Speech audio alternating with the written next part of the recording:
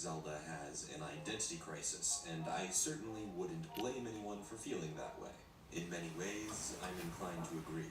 Despite my positive reception of most 3D Zelda games, it's hard to deny how much the series has changed since its inception.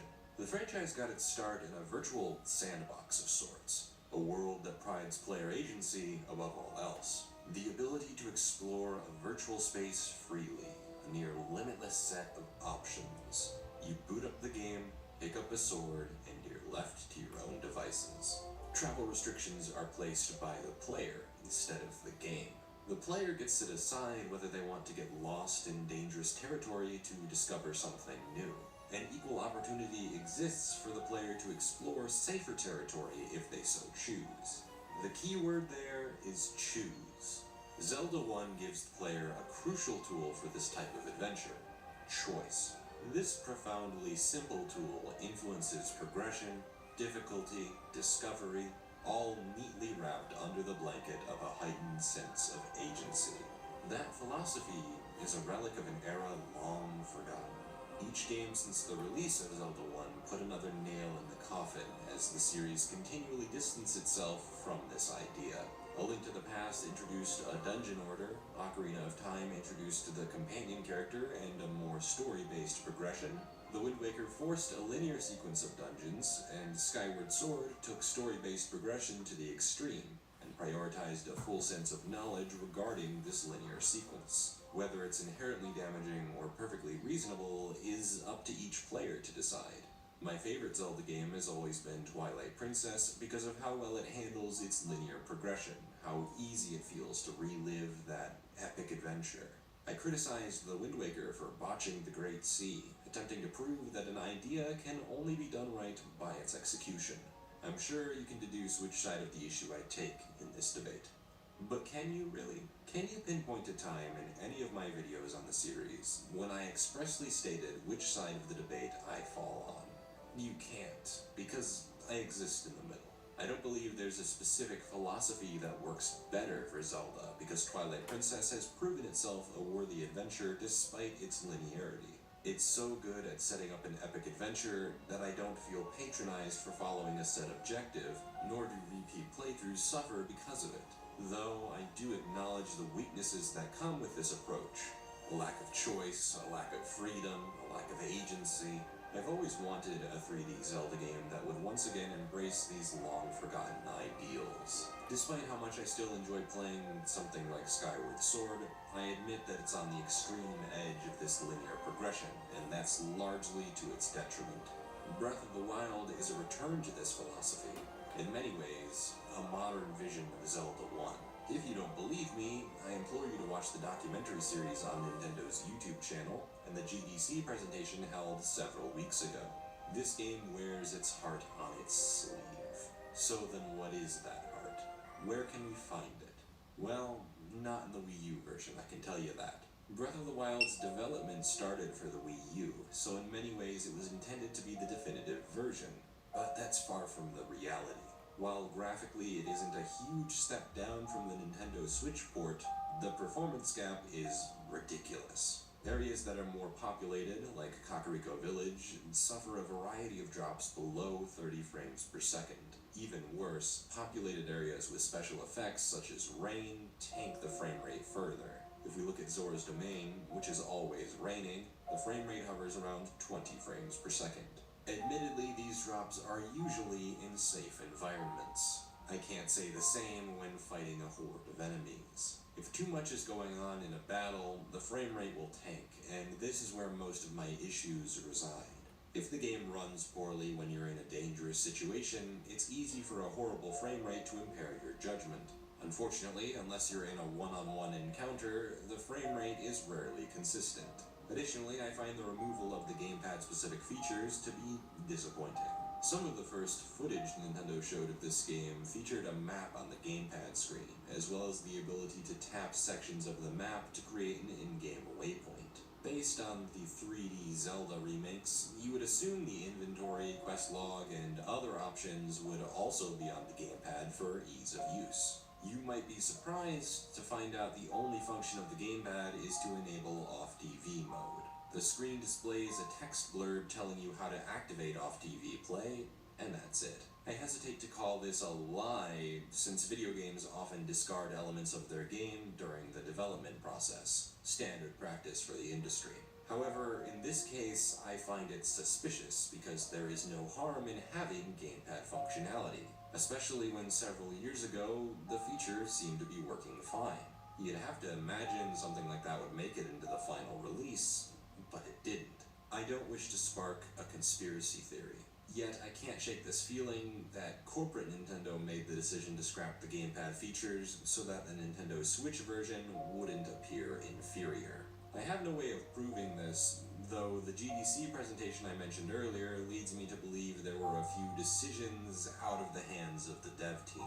They even received an email nonchalantly informing the team they had to begin work on a port for the Nintendo Switch. Do with that information what you will. Regardless, the Wii U version of the game is severely underdeveloped, and it's clear the Switch port is what Nintendo wants you to buy. I mean, why wouldn't they? It's the flagship title for their new system. Of course they want to make the Switch port as sexy as it can possibly be when compared to the Wii U version. It's just a shame the Wii U version was stripped of some potentially great features that could have made excellent use of the gamepad like the Zelda remakes before it. At the very least, maybe then the Wii U gamepad would have gone out with somewhat of a bang. The Switch version is a technical improvement over the Wii U version, yet it can't seem to shirk a few frame drops here and there. It's shocking to see some appalling pop-in and decent texture work all running at 900p docked, considering the game can't maintain a stable 30 FPS at all times. I feel this speaks more to the hardware than it does the game, though I find it interesting that in handheld mode, Breath of the Wild runs at 720p and experiences almost no frame drops of any kind. It's worth mentioning that the frame drops when docked are far less severe than the Wii U version, but they occur in a few intense fights and definitely exist in the Forest Haven. Thankfully, areas like Zora's Domain and Kakariko Village run almost without a hitch, but the question I have is a simple one. Why is there no option to run Zelda at 720p when docked? This would surely stabilize the frame rate, and the graphical downgrade would not appear as intense as most other games because of the unique art style. Even if you disagree with me, if you prefer graphical fidelity over frame rate, wouldn't you like to have the option to prefer either one? Doesn't it feel just a little bit strange to have a preference forced down your throat? Options would please both fans who pride visuals and fans who pride performance. Nintendo stands to lose virtually nothing.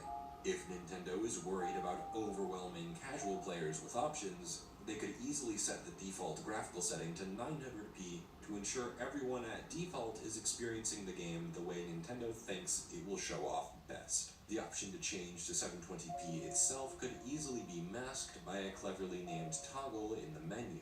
The toggle for the HUD is between normal and pro. A similar toggle could have been added for something like normal mode or performance mode. Neo does something similar. It has 3 options, all explained fairly well. Action mode for smooth performance, movie mode for better graphics, and a compromise between the two.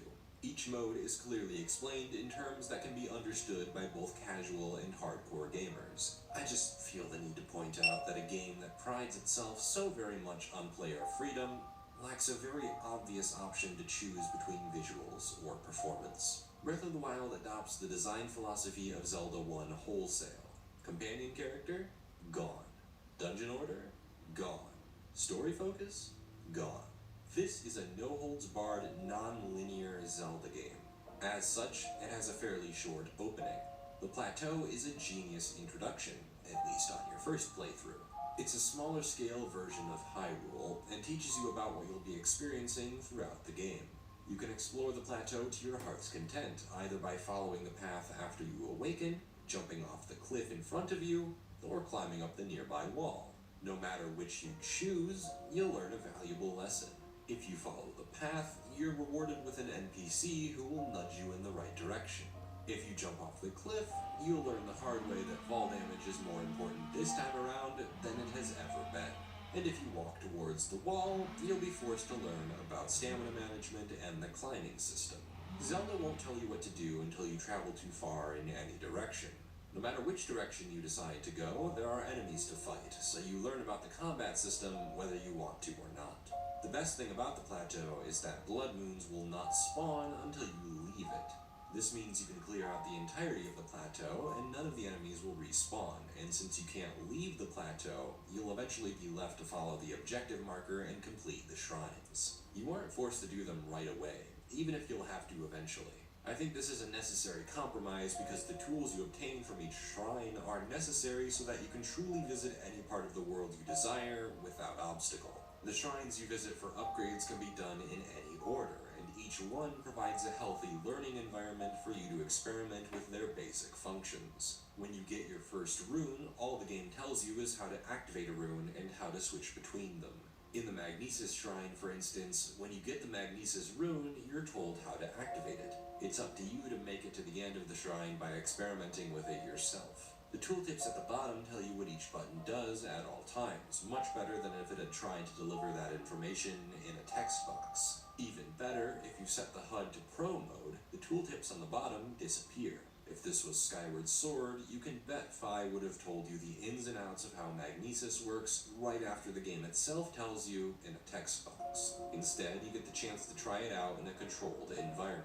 It teaches you to move metal objects out of the way, to push other objects, to make bridges, and to open metal doors. However, there are a few optional lessons to learn in this shrine, like using this metal block to kill a guardian, teaching you the combat applications of Magnesis, or pulling this chest toward you, showing that some chests at the very least can be controlled by Magnesis. You can use this information when you leave the shrine, as the pond next to you houses 2 metal chests you can drudge up. The other shrines serve the same purpose, but it's the location of each shrine that's important. Cryonis is found in the snowy area of the plateau, where you're introduced to temperature. If it's too cold or too hot, Link will take damage. Since you need this rune to leave the plateau, you need to figure out a way to survive the harsh temperatures, and there are a variety of ways to solve this puzzle. On my first playthrough, I noticed standing by fire caused the temperature to rise, so I took a nearby torch and walked across the dilapidated bridge over to the shrine with a few hearts to spare. That will always be my story, the solution to a puzzle that has a variety of solutions. I remember when I told my friends how I got through the snowy area, they were surprised. Many of my friends decided to tank the hits and use their supply of mushrooms to heal up along the way. On another playthrough, I knew about cooking, so I took the spicy peppers near the snowfield and plopped them into the cooking pot. It makes a food that grants cold resistance, which I use to brave the cold. I'm sure many people would hesitate to call something like this a puzzle, but I have no problem including it as such. The reason why I refuse to call something like feeding a fish to Jabu Jabu a puzzle is because there's only one solution, and that solution is more obtuse than it needs to be. This is a case where the game is obfuscating progression just because it can. Breath of the Wild attempts to teach you the bare minimum of each room, so that you're ready to take on the 4 dungeons and 120 shrines scattered across Hyrule. Powerful Leaf is kind of everything. Belief makes this team the best team in the world. That's what makes Jubilee's tournament so great. Believers unite. After activating a Sheikah Tower, that portion of the map will fill in the topography, but nothing more. Unlike many other open-world games, filling in the map doesn't mean a barrage of icons showing you everything you're not allowed to do. The Assassin's Creed series is particularly guilty of this content barf, with meaningless activities sprinkled about cities. And while it offers the player a wide range of activities, each of those activities are lacking in depth and are too clearly spelled out to remain interesting. Most of it strikes me as content for the sake of content. Random, meaningless collectibles, chests, shops, strongholds, citizens being harassed. You'll know where all of it is. It's just up to you to walk over to it and interact with it. I can't help but feel this process is busy work, meant to create a false sense of achievement by clearly showing how many of these activities exist. There's no sense of wonder here, you're just running through a checklist. Breath of the Wild won't use map icons unless you specifically place a marker or reach an area of interest. You have no idea what's in store for you until you begin exploring the world, and this is part of the reason the shrines are rewarding to find. Even the more obvious shrines are hard to see until you reach a vantage point and look out across the beautifully. Let's go find out. This feeling is exacerbated by the game giving you the freedom to village and points in the direction of it. Despite this, you can completely ignore it. There's a brilliant compromise struck here between players seeking guidance and players who want to pave their own path. The game is set up to allow the defeat of Ganon as soon as you jump off the plateau. Provided you're equipped and skilled enough to survive, you can beat the game in about an hour. This also means you can visit each dungeon in any order you want, or perhaps even decide to visit 2 or 3 dungeons, or none at all if you so desire. You can visit 120 shrines or 20 shrines. You can find all 900 Korok seeds, or only 9 of them. The plateau equips you to deal with any shrine, dungeon, or Korok seed puzzle. Though you can upgrade your runes to be more efficient, only the base runes are ever required. You have a near limitless set of options as to how you want to explore Hyrule, and I think that's important to brand your first playthrough with a unique personal identity to share with other players, and enhances a second, third, 50th playthrough. It's very rare you'll be able to tackle what's in the world the same way twice. It fixes almost every problem I had with the Great Sea in The Wind Waker. Keyword, almost. Though it's wonderful to be given such an extreme sense of freedom, the content of Hyrule matters just as much, if not more, than the freedom to explore it. As I mentioned, there are 4 dungeons, 120 shrines, 900 Korok seeds, 76 side quests, 13 memories, 4 great fairies, a wide variety of shields, bows, arrows, clothing, weapons, materials, and of course, Hyrule Castle. Because there's so much content in Hyrule, it means you're always stumbling across something new. Be that an enemy encampment hiding a special weapon, a shrine or Korok seed puzzle, a citizen being attacked by monsters, a Sheikah tower, any number of surprise side quests. Shrines are probably the most fulfilling to find, and 42 of them have special shrine quests associated with them. There are 3 types of shrine. The ones you find randomly placed in the world with a set of puzzles inside, the ones that have puzzles outside of the shrine in order to access the shrine itself, and the test of strength trials, where you fight a mini-guardian. The puzzles inside the shrines are fairly hit or miss, unfortunately, because they can't introduce concepts to be used in later shrines, since none of the shrines are required. This forces each shrine to handle a different type of puzzle, or use the same type of puzzle without evolving the concept. Take a shrine like The Wind Guides You, in which you take advantage of wind currents using your paraglider. As long as you tap the jump button again inside the wind current, it will push you forward without forcing a descent. The wind currents are a needlessly complex way to get Link moving through a linear path, as opposed to simply having him walk there. The only meaningful challenge the shrine asks of you is to perform a simple paraglide over to a chest, which is so incredibly disconnected from the concept of wind currents. I wouldn't even say the shrine toys with the concept of wind currents, because they copy-paste the same activity 4 times. The first wind current is a safe environment to test the mechanic. The second wind current has a pit to cross with a relatively low landing zone, and the last wind current has the same gap, but the landing zone is a bit less lenient. The problem with this escalation is that the increase in complexity is so minuscule that there's no challenge to overcome. It's effectively a waste of your time, because it doesn't set up for anything outside of the shrine, nor does it challenge you inside it. Synced Swing is a more complex shrine, but it shares a similar problem. It revolves around the use of magnesis. First you use it to get a platform moving back and forth, then you use it to move spike balls out of the way, then you use it to bring platforms toward you, and then you use it to move a torch to hopefully get it to land on some foliage. This shrine does a much better job at challenge escalation than the previous shrine. You learn through both the platforms swinging and the spike balls swinging that you can cause a metal object to swing back and forth. There's also a section in the middle of the swinging platforms and spike balls which asks you to cut 2 pieces of rope to lower a bridge. The final puzzle of the shrine involves moving a torch attached to a rope and cutting that rope as it swings so that the torch will land on foliage. This is a timing-based puzzle that takes advantage of what you previously learned about magnesis and what you also learned about cutting rope. The problem is the unnecessary fat that doesn't relate to the difficulty escalation. Firstly, wouldn't it make more sense to keep only the spike ball segments instead of the moving platforms? They're both easy activities, which are fine for teaching you a mechanic to test you later in the shrine, but they both teach you the exact same idea. They're too simple on their own to prove a challenge.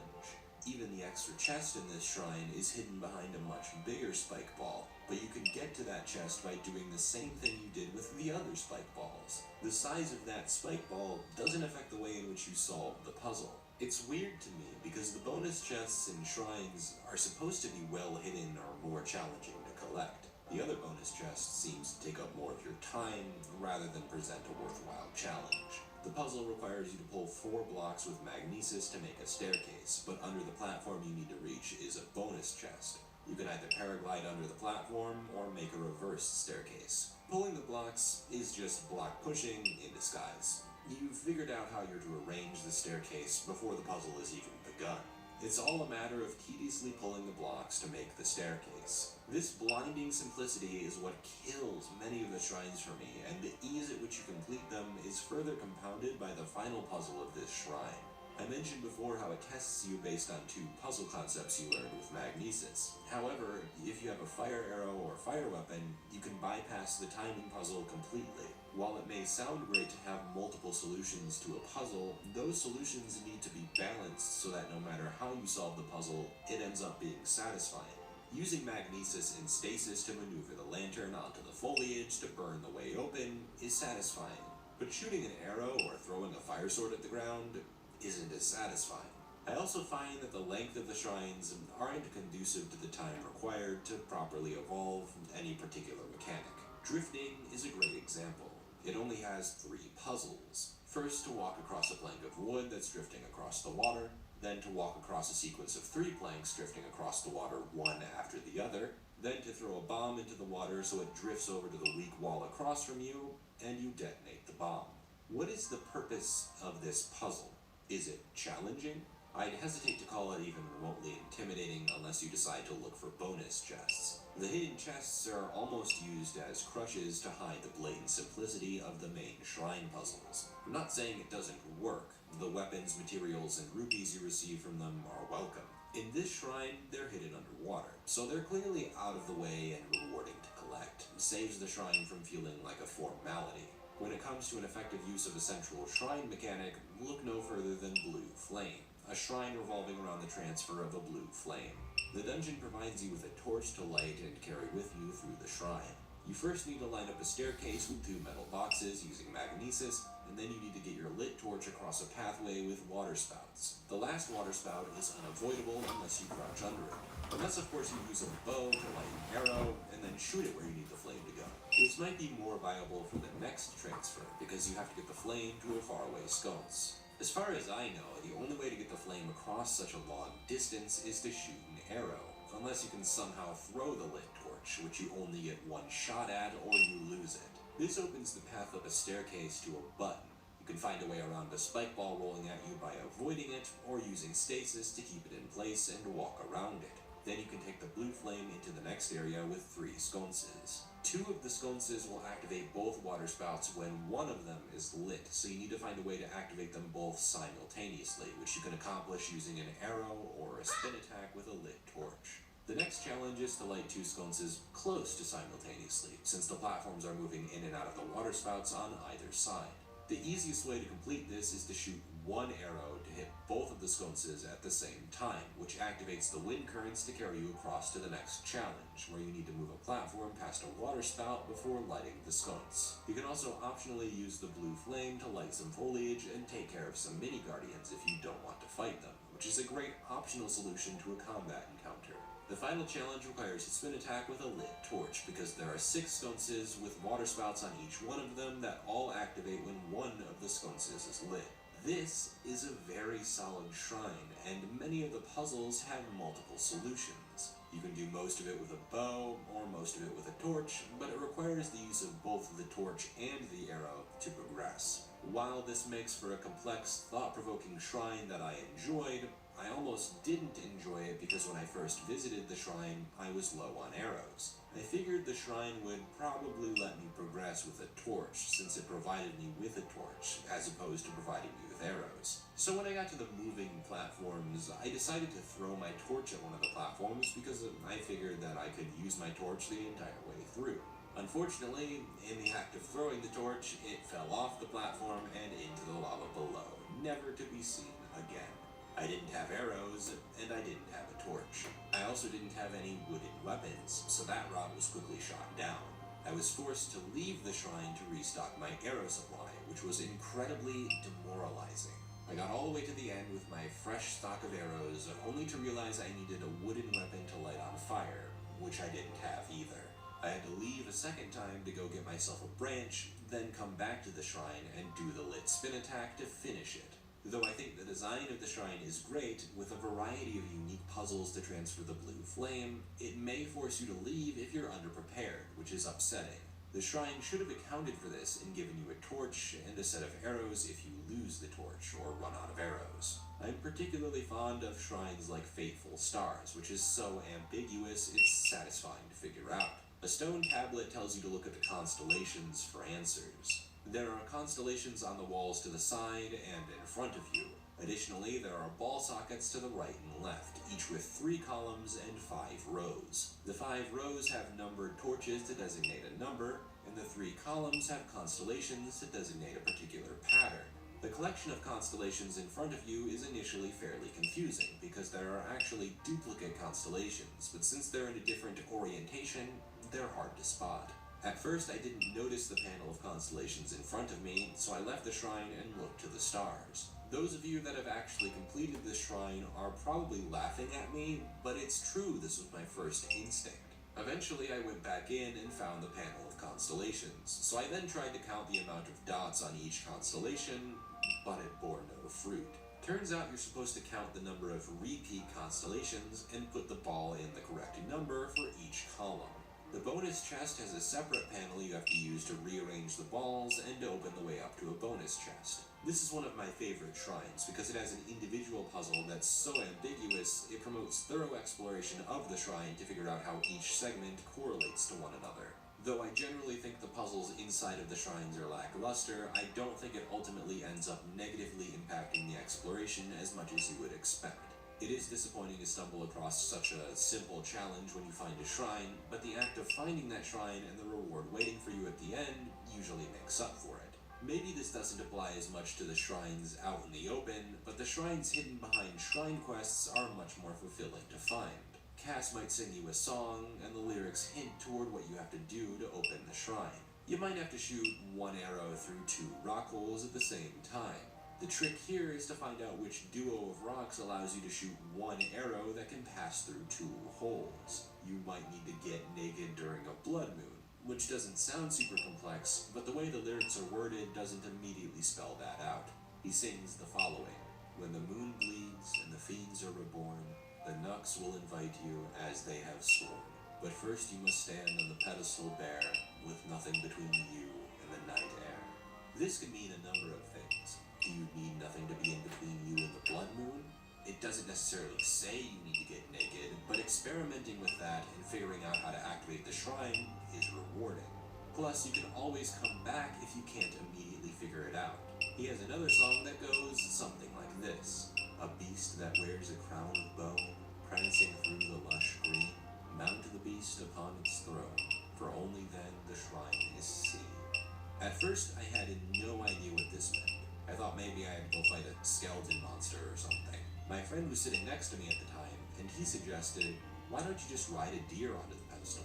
The antlers look like a crown of bone." And my reaction went something like this: "You can ride a deer?" That's the impressive thing about Breath of the Wild. You never stop learning about the interplay between different mechanics. Just when I thought I knew everything, something new would throw me for a loop. I'd try to throw a bomb at a group of enemies, only for them to kick it back at me. I'd be fighting a moblin, only for them to pick up a fellow bokoblin and throw him at me. I'll never forget the first encounter I had with lightning. I had no idea what was happening, and I figured out far too late that the sparks on Link were signaling a lightning bolt. It took me a while to learn what had caused it. I had initially thought it was just bad luck. Then I noticed the metal weapons in my inventory were sparking, which is when it hit me that wearing metal equipment would draw lightning. I I was similarly awestruck by the lightning serpent Faroche. I was exploring the southeast portion of Hyrule when I looked to my left and saw a giant golden serpent. My mind was racing, trying to figure out what this thing was. Would I have to fight it? I tried landing on it, and that plan failed miserably, so I shot a few arrows at it, which dislodged one of its scales. I watched it fly into the air, wondering if maybe I could ride it up there to a secret area. Even better, once I got the scale, I remembered what the Spring of Courage said moments earlier, to offer Faroche's scale from the golden serpent. It got me thinking. If this is the Spring of Courage, it stands to reason there'd be a Spring of Wisdom and Power, per the balance of the Triforce. That got me thinking even further. Are there 2 more serpents flying around Hyrule? Sure enough, hours later, I found Dinroll, the fire serpent, flying around the west portion of Hyrule. This sense of discovery is what threads the experience together. Before release, I was very worried that the size of the world would negatively impact the game's progression. In games like Metal Gear Solid 5, it eventually became a chore to travel from mission to mission because most of that consists of walking. Breath of the Wild has a huge world and a lot of travel time, but makes effective use of that increased travel time by always giving you a goal to work toward. You see a shrine off in the distance, you're probably going to travel to that shrine. Along the way, you'll find several enemy encampments with treasure to loot, in addition to a bunch of Korok seed puzzles, which are satisfying to complete in a vacuum. You might have to move a rock to complete a pattern, or paraglide over to a ring in the distance, or shoot some moving targets with your bow. You can give the Korok seeds you get from it to Hestu so that it can increase your inventory, meaning you can hold more shields, bows, and weapons all at once. It might take you upwards of a half hour to reach that shrine you saw based on how willing you are to deviate from that path and explore your laundry list of available options. Travel is working towards something meaningful. In Metal Gear Solid 5, the question is always, where do I go next? There's no thought as to how you're going to get there because you have a waypoint guiding you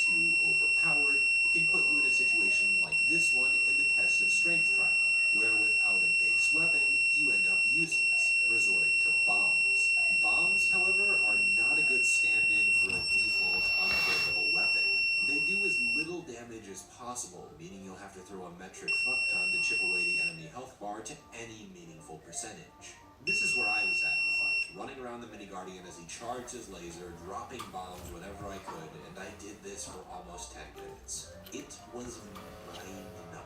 It's hard to think of a perfect solution to this durability issue because it both creates and fixes potential problems. The real issue for me, though, is that there are several points in the game where you could be defenseless, and bombs are incredibly impractical combat tools. It would be better to give Link a weak, unbreakable sword, shield, and bow that upgrade over time, but can never reach the same heights as some of the stronger weaponry. Let's say they can only reach 40 or 50 strength after an extensive amount of work. This would fix the problem of running out of weapons, while incentivizing the use of stronger, more varied weaponry. Of course, it's hard to reach that same level of diversity when the game isn't forcing you to use it, but the power imbalance should be enough of an incentive. With this system in place, weapon durability could stand to be a bit more lenient. After 60 or so swings, lower level weapons should break, and after maybe 100 or so swings, higher level weapons should break. As a result of this, just spawn less weapons for the player to use. This way the player can still stockpile weapons, but at a slower rate. If we could also see a durability meter for our weapons, it would be a near perfect system. Even then, an idea is just an idea. I don't know how well it would work unless I design it and have it play tested. I can only speak to my own frustrations of finding a really cool weapon and having it break seconds later. It isn't a perfect system, though I'm glad it exists in some form or another, or I wouldn't have been as willing to experiment. Instead of just using one sword, Link can use a near limitless arsenal of weaponry. Everything from swords to halberds to spears to longswords to greatswords to battle axes to magic rods to bows with specialty arrows ranging from fire, ice, shock, bomb, and ancient arrows to damage guardians. The combat system is similar to Twilight Princess, but adopts the parry system used in Skyward Sword. If you shield bash with the correct timing, you can stagger your opponent. This time, however, the window is much less lenient, which means timing is a bigger priority. Additionally, since the durability system is much harsher, shields have a chance to break if you use them too recklessly, so that concern exists where it didn't in Skyward Sword. Not only that, but you have a dodge button, and if you dodge at just the right time, you can follow up with a flurry of attacks in slow motion. Each weapon attacks in a different way, similar to action-focused fighters like Devil May Cry and Bayonetta, but not nearly as complex. Short swords let you do a standard spin attack, great swords let Link spin around in a circle, allowing movement during an elongated spin attack, albeit much slower than a normal spin attack. Spears let you attack from a distance, and the charge attack lets you rapidly stab at your opponent from afar. You also have access to a plummet attack while you're in the air, as well as access to your bow to freeze, shock, or burn your opponent. You can even throw weapons to cause critical damage, at the cost of the weapon likely breaking. Or you can paraglide over an enemy and drop a bomb on them. Or you can stasis an enemy to stop them in their tracks. Or you can hit an explosive barrel to clear out a skull cave. Or you can hit an enemy in the head with an arrow for critical damage. Or you can pick up a metal object with magnesis and hit them with it repeatedly. Or you can throw a metal boomerang during a thunderstorm and have the lightning hit the boomerang as it passes over a group of enemies. Yeah, there are a lot of options available to you. Gone are the days of spamming the spin attack. You have so much freedom to approach a battle in any which way you'd prefer. Maybe if you're fighting a tough enemy, you'll try to stay back and fire arrows, or you might be better at dodging, so you'll stay close to the enemy. This is unprecedented in Zelda. Not even Twilight Princess came this close. Skyward Sword had an engaging combat system, but that was mostly because the motion controls were more complex than a button press, and turning combat into a series of mini-puzzles was beneficial to that goal. Breath of the Wild takes traditional Zelda combat and improves it. Enemy AI is surprisingly intelligent. Bokoblins attack predictably based on which weapons they're using, similar to how Link uses his weapons. Moblins attack with much bigger weapons, so there are wider swings with more devastating blows. Lizalfos are very agile, jumping around at a lightning-quick pace. Often if you attempt to shoot them with an arrow, they'll start pacing back and forth to avoid it. Lionels pack the punch of a Moblin, the health bar of a boss, and the agility of a Lizalfos, all with an increased set of moves to back that up. They are terrifying, to say the least. They can shoot shock arrows at you, they have a fire AoE attack, they can charge straight at you. It's really hard to get a grip on what a Lionel is going to do next. Then there are the Guardians, which are equally terrifying. My first encounter with a Guardian didn't go well. They can spot you from what seems like a mile away as they charge up their laser and crawl to you with their spider legs, and this very off-putting music starts to play. Early game, these things are a fucking nightmare, because if they hit you with their lasers even once, they'll easily take away your middling 3 hearts. Coming back late game to challenge them is no small feat. I eventually learned you could parry their lasers back at them, but fucking up the timing is near fatal. You can try hitting them in the eye with an arrow to stun them periodically, but their movements become increasingly harder to track, and if you take too long to hit them, you'll be hit with a laser, which will probably insta-kill you. The difficulty is just another reason this game is such a breath of fresh air. It frequently uses multiple enemies, but rarely do I feel it's implemented poorly. You're equipped with a variety of AoE attacks to deal with multiple enemies effectively, especially after conquering the divine beast Van Boris. Though the combat is always engaging, thanks to a variety of options, the difficulty balancing is much less polished. I don't much mind wandering into an area where everyone kicks your ass. In fact, I kinda like that. Exploring Hyrule Castle in the early game is terrifying because everything can one-shot you, but that's why it's so satisfying to explore early on. If the game was constantly scaled to your level, it would ruin the suspense. I have more of a problem with areas that don't scale up to you in difficulty. For example, I did Zora's Domain last, and because I had explored the world pretty thoroughly at that point, I had a large quantity of powerful weapons and armor, not to mention I had a shit ton of hearts from all the shrines that I had completed. To see each of the enemies with such a small amount of HP doing almost no damage to me was fairly disheartening. There's a Lionel you need to sneak around to grab shock arrows for the fight against the divine beast Varuta. He's clearly designed to be a tough challenge early game, so you won't easily take him on, even though the option is always available for you to fight him if you're feeling ballsy. Having come back with a huge arsenal, I beat the Lionel in no time flat because he's one of the easiest Lionel types in the game. It sucks the tension right out of an encounter, and it's a bit hard to stay engaged when I stumble across an easier area. The game attempts to counteract this by placing spotted enemies that are clearly more powerful, and they don't start appearing until you meet some unknown requirement, so that's a step in the right direction. But there comes a point where you can outclass most enemies by upgrading your equipment at the Great Ferry. I'm glad the material and upgrade system is back in some fashion, because it incentivizes even more exploration to look for materials, bugs, food. The cooking system serves that same goal, to give you food to restore hearts, stamina, give you temporary heart and stamina upgrades, increase your stealthiness, give you a defense or offense boost. There are so many things you can conjure up in a cooking pot. You also need to experiment yourself, since you aren't given a cookbook or anything to follow. The Great Fairy can use your materials to upgrade your armor to a ludicrous degree, and if you pair that with a defense boost potion, you'll likely never find another difficult encounter again. They slightly balance this by only allowing specific buffs to be applied one at a time. You can't have both a defense boost and an offense boost active at the same time, for example. You're forced to choose, which does help balance the system a bit.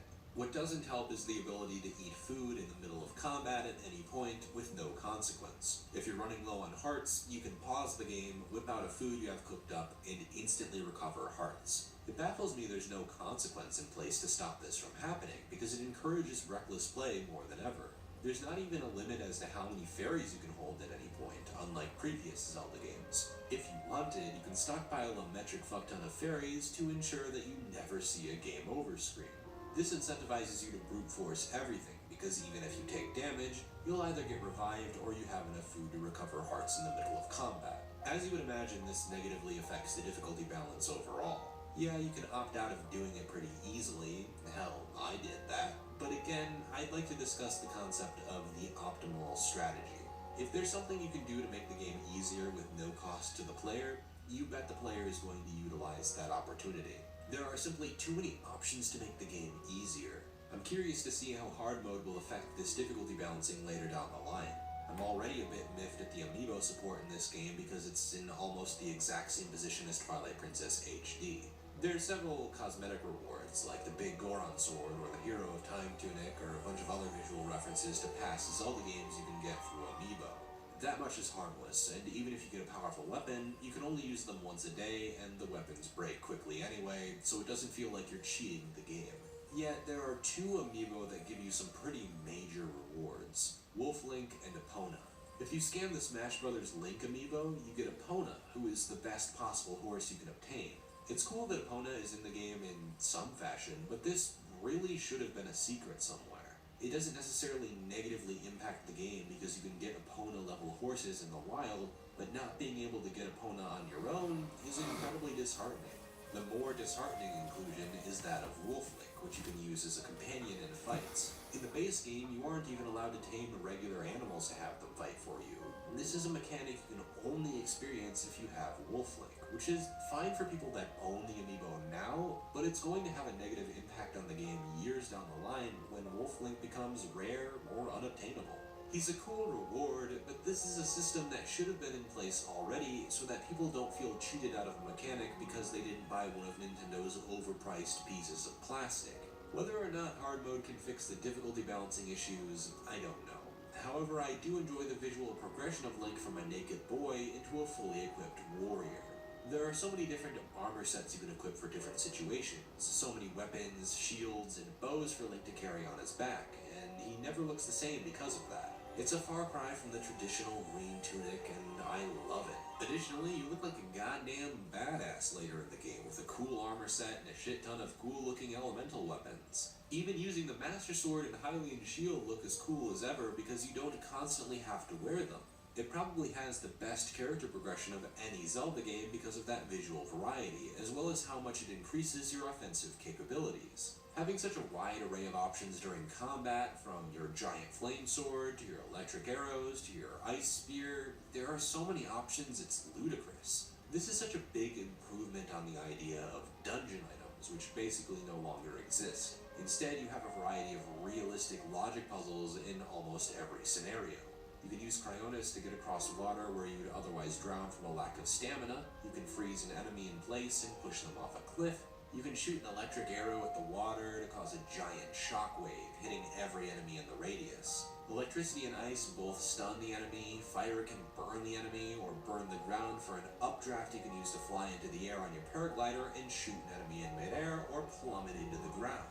Fire can also keep you warm in the cold, or burn thorns and foliage. There's so much you can do with fire, and so many ways to produce fire. You can stun an enemy with it, or hit an object to send it flying away, or stop a boulder barreling toward you.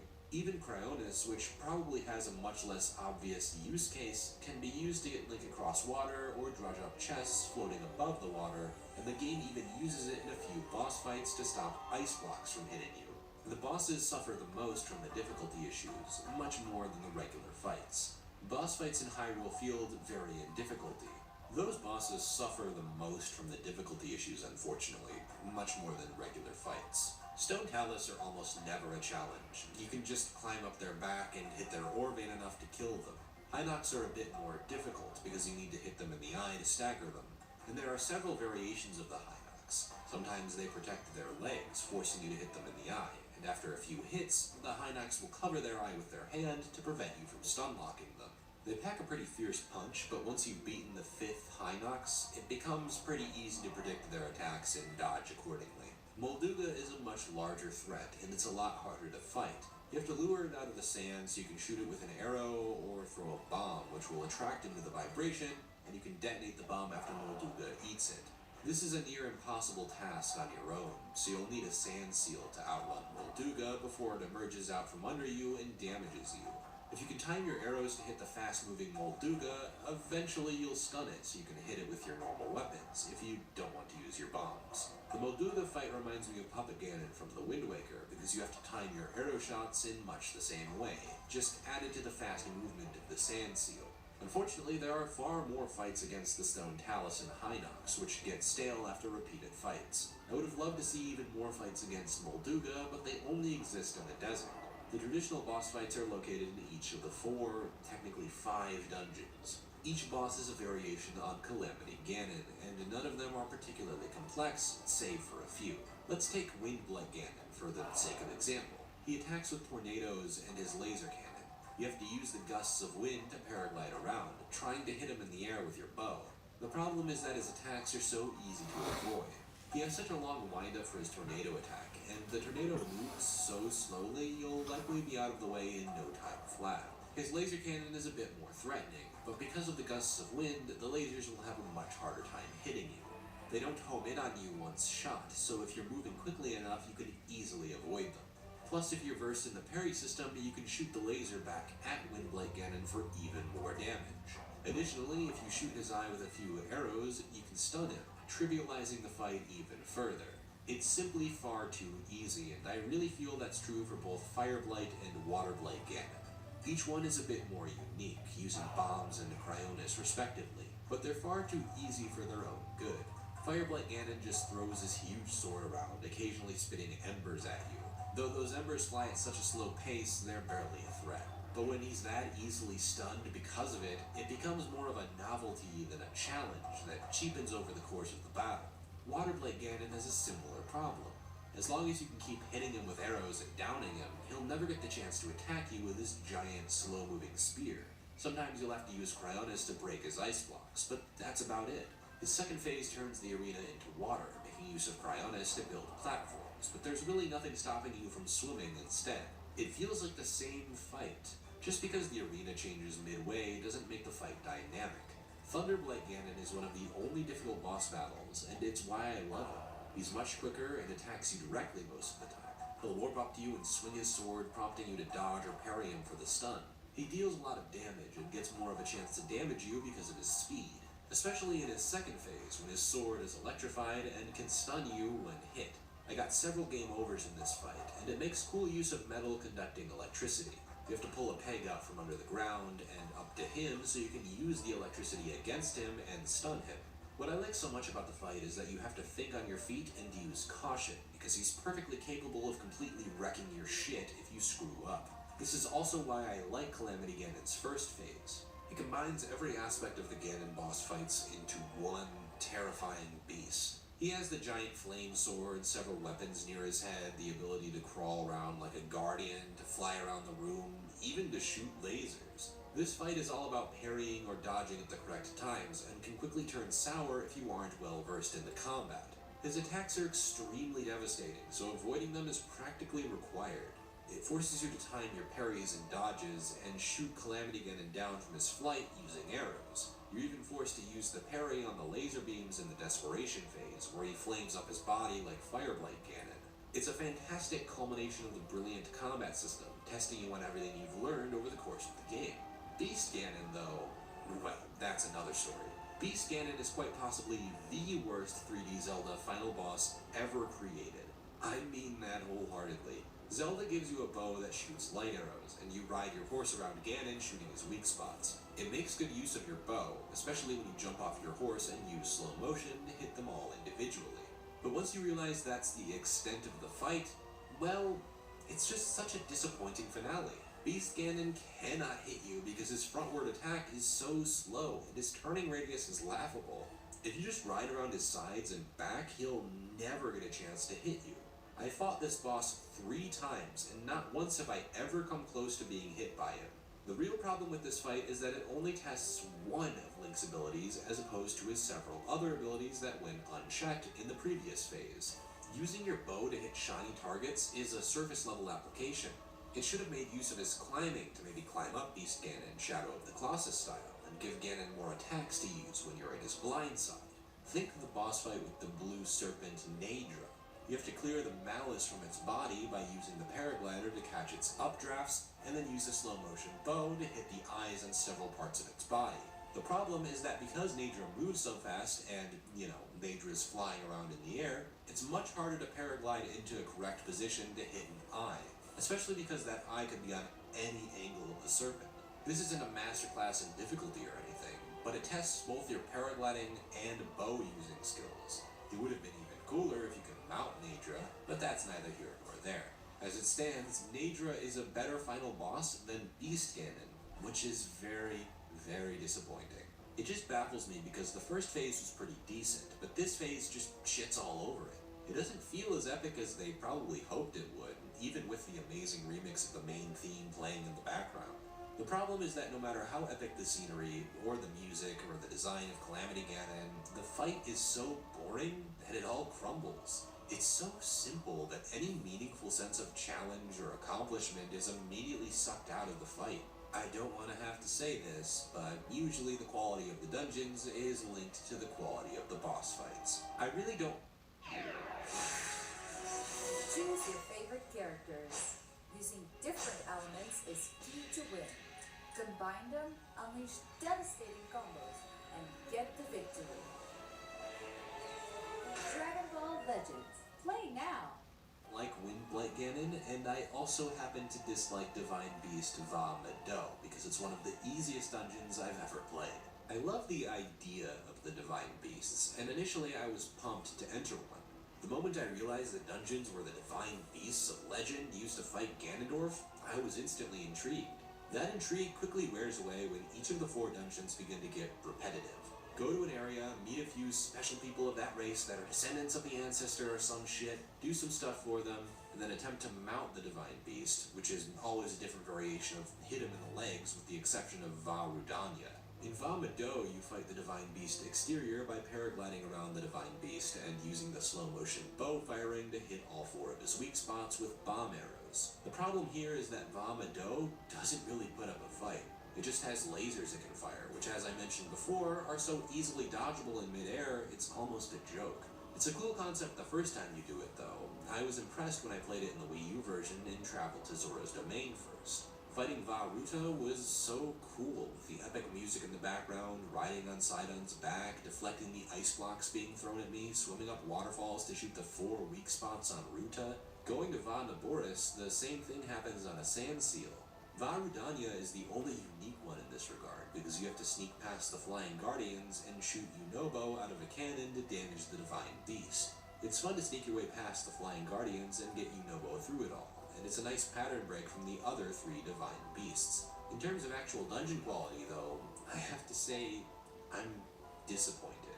Though I initially found the concept of exploring the inner workings of a giant beast to be fairly novel, that novelty wears off pretty fast. They might all be shaped differently, with a different central mechanic, but the theming is a red version of the shrine layouts. This theme is already pretty old in the shrines themselves, so I wasn't impressed to see it in the dungeons. I was impressed by my first dungeon, Va Ruta, because I thought the central mechanic was unique. In each dungeon, you move a segment of the dungeon itself on the map screen. In this case, you move Va Ruta's trunk to douse water on certain segments of the dungeon, to move water wheels or douse fire. But I noticed it lacked a lot of depth. There were a few individual puzzles to solve using the trunk of the elephant, but none of the puzzles were ever that difficult to solve until I figured out I could move the trunk. Most of the difficulty I had with this dungeon is because I didn't know at first I could even move the trunk, so I had no idea how to move the water wheel. Once I solved that, each puzzle was a piece of cake, and it goes by in about 15 minutes if you know what you're doing, which is a far cry from traditional dungeon design. But I had 3 more dungeons waiting for me, so I persisted. I then moved to Va Mado, which, as I already alluded to, didn't impress me all that much. I thought turning the beast to different angles was cool at first, but the puzzles are just too simple. For instance, you move a ball around by tilting the Divine Beast, and all it requires is you opening the map, changing a few options, and waiting for it all to play out. I love the option to complete any section of the dungeon in any order, but since none of them are complex, it makes for an incredibly boring dungeon. There's a puzzle where you have to get a ball to hit a switch hard enough by falling into it at a high velocity. The problem is that you can just use stasis on the ball, hit it a few times, and the switch is immediately pressed without you ever having to worry. Then you use the tilt on movable platforms, which is just a novel use of the damn thing, right? This got me really bummed out, especially because I completed the dungeon, again, in about 15 minutes. Va Naboris was my next dungeon, and it gave me a slight bit of hope. This was the first time I was intrigued by the 3 notches, each of which affected the dungeon in some way. If you lined all 3 up correctly, it would activate one segment near the top where you need to run a current of electricity. You need to use the central mechanic so far removed from the middle of the dungeon. It promotes thought beyond the surface level applications, and it sparks more thought into how it changes the dungeon overall. That said, the dungeon still doesn't link the central mechanic into all of its puzzle solving, only the central few puzzles. The top segment of the dungeon is compelling in its own right, but it has nothing to do with the rest of the dungeon. You need to get 2 metal balls to the middle portion of the dungeon to activate 2 electric switches. It's difficult, but it's removed from the central mechanic, and I feel the same way about another puzzle near the rear of the dungeon, which involves lining up 2 wheels to activate switches with a current of electricity and raise a segment of the dungeon. Again, it's pretty far removed from the central mechanic, and because of that, it's hard for the dungeon to feel like it warrants being a dungeon instead of a collection of shrine puzzles that rarely interact with one another. The major issue is that most of the puzzles aren't tied to the central mechanic, and if they are in the case of Va Mado, those puzzles are too surface level for them to feel satisfying to solve. The freedom to solve any of the puzzles in any order I please does increase the replayability of the dungeons quite significantly, but if none of the puzzles are satisfying to complete in the first place, why bother? By Va Rudania, the game was still telling me how to complete the dungeon. Daruk lets me know that I need to get a map of the dungeon first, and then activate 4 or 5 Sheikah pedestals hidden behind a few puzzles. I do not need this spelled out to me every time I visit a dungeon. It's maddening. I know they can't account for you to visit any one dungeon first, but that's no excuse for the game constantly explaining how the dungeon works when it's the same across every dungeon. This is especially appalling because a skip button exists for cutscenes and other tutorials in the game itself, so I don't understand why you can't skip this beginning segment of the dungeon. Va Rudania itself isn't nearly as impressive as Va Boris. The beginning was interesting because I hadn't dealt with pitch black before and truly felt lost until I found the map. This is when the dungeon lights up and you can move it 90 degrees to the right and then back to its resting position. It's initially cool to turn the beast over and watch the dungeon turn around, but this is never more complex than get ball into track, turn the dungeon back around for the ball to fall down this other segment of the track, then lift up this metal doorway, and then woo, you solved it. There's one puzzle that literally just involves burning foliage to open a door. What does this puzzle test? I really don't get it. I had a cool moment where the dungeon taught me to light arrows by moving over a fire while the arrow is cocked, and I only knew to do that because of the robust logic system. That's really cool, but it has nothing to do with the rest of the dungeon, and once you figure out how to do it, the puzzle waiting for you inside is a piece of cake. Just take a metal box, put it over the fire, and turn the dungeon to its side. That's all you have to do here. Imagine if you could move Va Rudania in all 4 directions.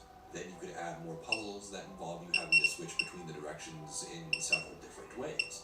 Maybe you'll have to switch 2 directions and then back 2 directions in the middle of a puzzle. You can add a bit of time-based movement to this. It's incredibly disappointing because I was looking forward to the unique idea they had for dungeons this time around.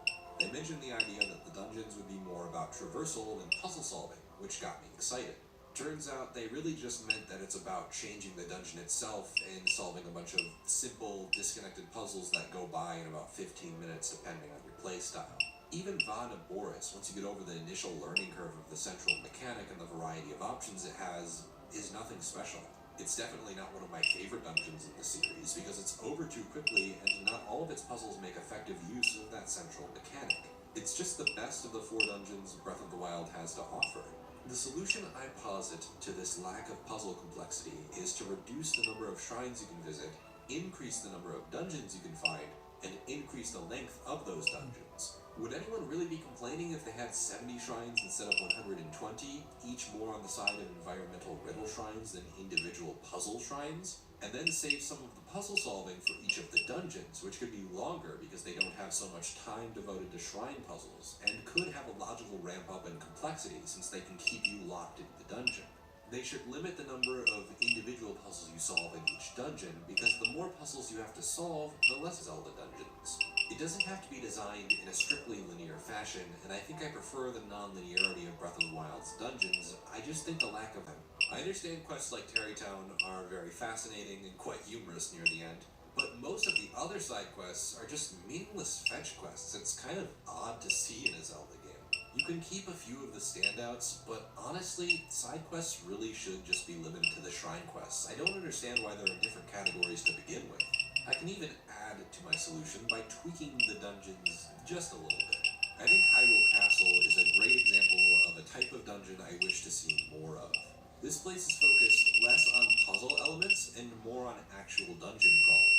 There are high-level monsters everywhere, secret passages to hidden bosses and items hidden every which way, and you can explore any segment of the dungeon you want at your own pace. This takes the impressive non-linearity of the dungeon design and places it in an environment where it takes advantage of the deeper combat system by providing you with some very tough challenges to overcome, and littering the castle with secret areas to find behind bookcases or breakable walls. What's ironic about this new type of dungeon is that compared to each of the dungeons in the franchise, it's the most similar to a dungeon in the traditional sense of an RPG, where you fight monsters and loot treasure.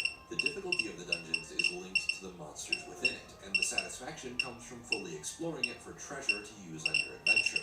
Now, I'm not suggesting we go full-on Hyrule Castle and abandon the traditional dungeon elements, but there could be a mix of the two.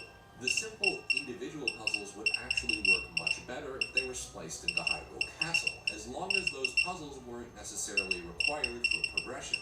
You could use a simple puzzle, like moving the 2 metal balls in Vanda Boris, but use it for a one-off secret area with treasure.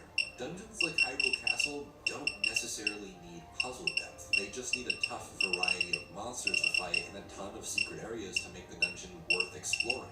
This is definitely where the sequel should take dungeon design alongside the traditional dungeon. I've always thought traditional 3D Zelda dungeons worked fine enough, but when compared to the original Zelda in particular, there was always a heavier focus on puzzle solving more than there was on combat. This was likely because the combat system was so underdeveloped. But now that Breath of the Wild has built a very robust, varied combat system, I think it's time to shirk that tradition. Breath of the Wild already flies in the face of the very linear design of previous 3D Zeldas. Why can't it also shirk the sense that dungeons need to be a set of puzzles? While we're at it, I think Breath of the Wild suffers not only from having only 4 dungeons, but having them all be so boring to enter. I mentioned before there's a recognizable pattern to fighting each of the divine beasts before entering them, but this boredom goes much further than simply fighting them. There's a significant amount of time before that fight dedicated to the town in which the beast resides. For instance, in Goron City, you spend a fair amount of time fucking around looking for Yunobo in an offshoot section of Death Mountain until you find him and send him back to Goron City. Then you go with Yunobo to a bridge which opens the way up to the divine beast, and you start your fight with him. Relatively harmless, but not very exciting, especially because Yunobo, as a character, well, he's not terribly interesting. He's the stereotypical wimpy kid, and I'm sorry, his voice acting? Oh. Man, what am I gonna do? Monsters! They're here! They found me! Help! This is the first Zelda game to use voice acting, but they